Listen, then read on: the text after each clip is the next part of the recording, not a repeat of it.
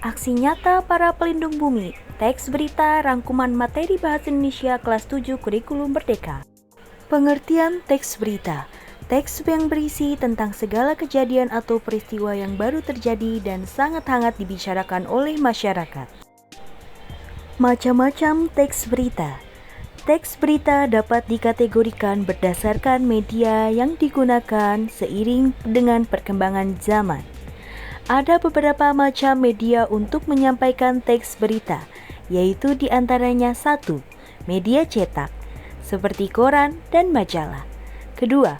Media digital, seperti internet. 3. Media audiovisual, seperti televisi dan radio. Unsur-unsur teks berita terbagi menjadi 3, yaitu 1. Judul berita, 2. Teras berita, dan 3. Isi berita. Pada bagian judul berita, yaitu menggambarkan mengenai isi teks berita yang menarik perhatian pembaca. Judul yang akan ditulis oleh teks berita harus menarik perhatian pembaca. Yang kedua, yaitu teras berita, yaitu berisi mengenai pokok berita yang diberitakan. Biasanya dalam teras berita tergambar adik simpa, yaitu apa, di mana, kapan, siapa, mengapa, dan bagaimana. Yang selanjutnya adalah isi berita.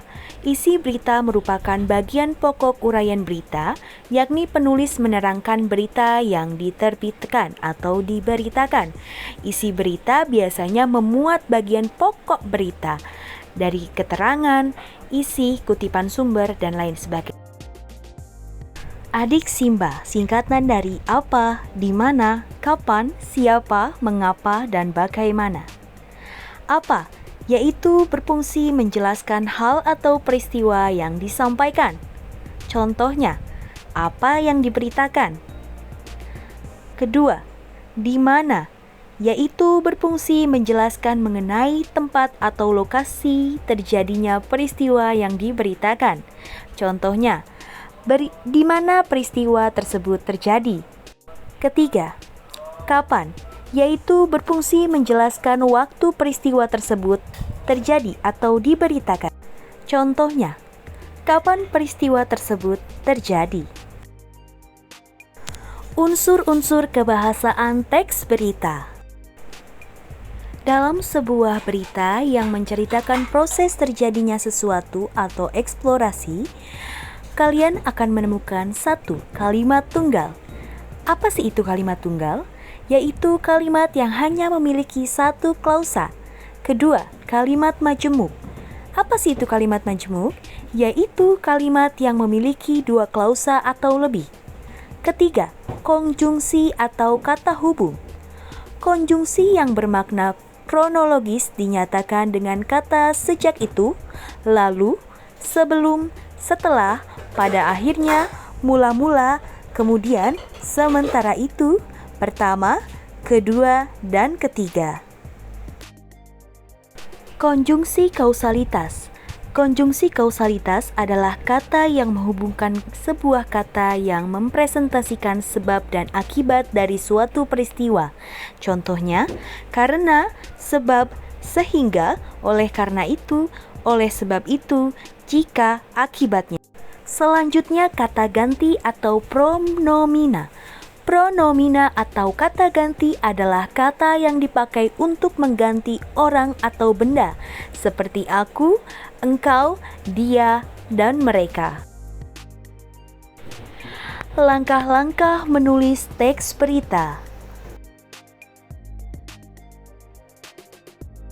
1. Menentukan inti informasi. Syarat menulis berita harus sesuai informasi yang faktual, aktual, dan fungsional. Artinya, dalam penulisan berita harus sesuai fakta dan dapat dipercaya dan juga memiliki fungsi yang baik. Kedua, menyusun kerangka berita. Kerangka berita dapat disusun dengan menentukan adik Simba, yaitu apa, di mana, kapan, siapa, mengapa, bagaimana peristiwa tersebut dapat terjadi. Untuk itu, kita harus mengumpulkan informasi yang kita butuhkan sesuai rumusan yang telah ditentukan adik Simba. Ketiga, Mengembangkan kerangka. Jika kerangka sudah dibuat, langkah berikutnya yaitu mengembangkan menjadi tulisan yang utuh. Ingatlah struktur berita yang telah dipelajari pada pertemuan sebelumnya. Berita dimulai dari kepala berita, teras berita, tubuh berita, dan kaki berita. Selanjutnya langkah keempat, menentukan judul berita. Untuk itu, judul yang baik harus memenuhi beberapa persyaratan berikut. Yang pertama, akurat, jelas, dan ringkas. Yang kedua, mencerminkan isi berita. Yang ketiga, menarik pembaca. Yang keempat, bermakna tunggal dan tidak ambigu atau membingungkan. Setelah keempat langkah tersebut dilakukan, langkah berikutnya yaitu membacakan berita. Membacakan teks berita dengan memperhatikan lafal, intonasi, jeda, pola, dan ekspresi atau mimik wajah. Sekian pertemuan kali ini, semoga dapat memberikan manfaat bagi Anda. Assalamualaikum warahmatullahi wabarakatuh.